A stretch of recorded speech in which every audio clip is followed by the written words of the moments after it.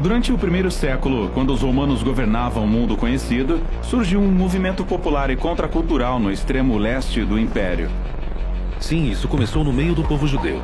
que durante séculos até aquele momento tinha sido espalhado pelo mundo conhecido da época. Mas onde quer que os judeus morassem, ou qualquer que fosse o idioma que falassem, eles guardavam a sua identidade como a família de Abraão, dedicada ao Deus único e verdadeiro. E todos os anos eles viajavam para Jerusalém a fim de participarem das festas sagradas. Durante uma delas, a festa de Pentecostes, os visitantes encontraram um grupo de judeus que, de alguma forma, podiam falar no dialeto nativo de todos. Sim, eles estavam contando histórias sobre um homem chamado Jesus, que tinha sido executado pelos romanos.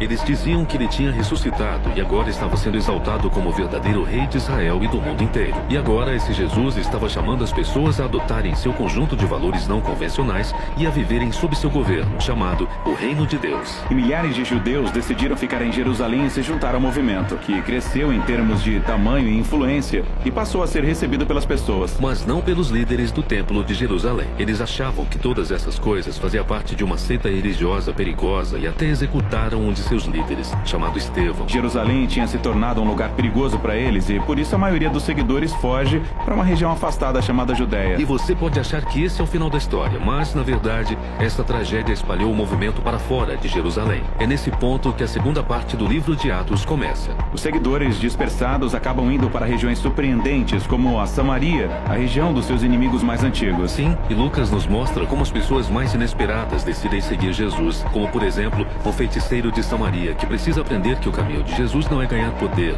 mas renunciá-lo para servir aos outros. Há também a história sobre um oficial etíope que, depois de discutir o pergaminho do profeta Isaías com Filipe, decide se juntar ao movimento. Sim, Jesus está expandindo seu movimento para a Judéia e Samaria, exatamente como ele disse que faria. O que é incrível.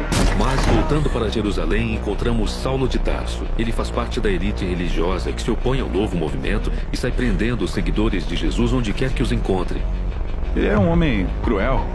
Mas pense nessa situação a partir da perspectiva de: no passado, o povo de Israel havia se voltado para outros deuses e falsos profetas, o que levou à sua ruína.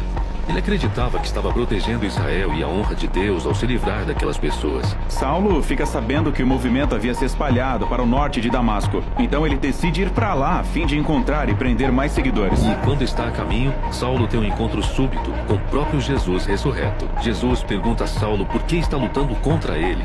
E em seguida Jesus comissiona Saulo para ser o seu representante em Israel e nas nações. Saulo fica atordoado e sem palavras. Então ele acaba indo para Damasco. Mas agora ele vai anunciar as boas novas sobre o Jesus que antes ele combatia. E ninguém estava preparado para isso. Pois é, ou para aquilo que iria acontecer em seguida. Na cidade portuária de Cesareia havia um centurião romano chamado Cornélio. E ele representa tudo que o povo judeu odiava no que dizia respeito à ocupação romana. Um anjo aparece para ele e lhe pede que chame um homem chamado Pedro. Então, Pedro vai à casa de Cornélio, onde os amigos e a família do centurião estão reunidos. Sim, e isso é um escândalo. O povo judeu não entrava em um lar que não fosse judeu para evitar a impureza ritual. Então, o que Pedro foi fazer lá? Bem, Pedro, um pouco antes disso, teve uma visão.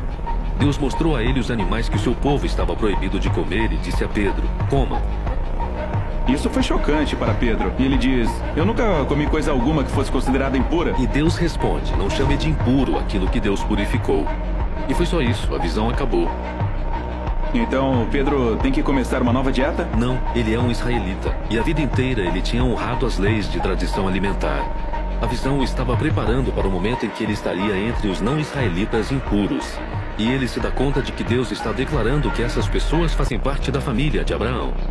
E por isso Pedro decide ficar e falar com eles sobre Jesus. Então o Espírito Santo se manifesta assim como em Pentecostes, mas agora é para um centurião romano e sua família não judia. O movimento eclodiu.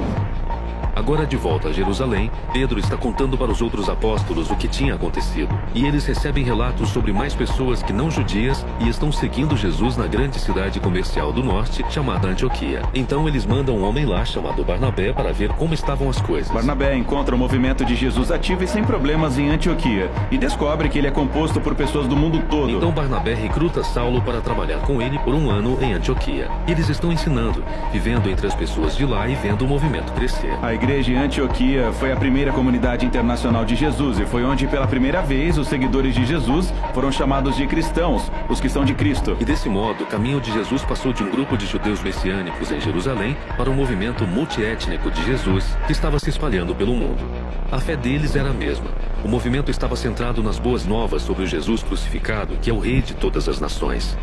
Mas essa mensagem e seu novo modo de vida eram confusos e até ameaçadores para o cidadão romano comum que vivia ao redor deles. E veremos a seguir o conflito resultante, à medida que esse movimento se torna global ou, como Jesus disse, até os confins da terra.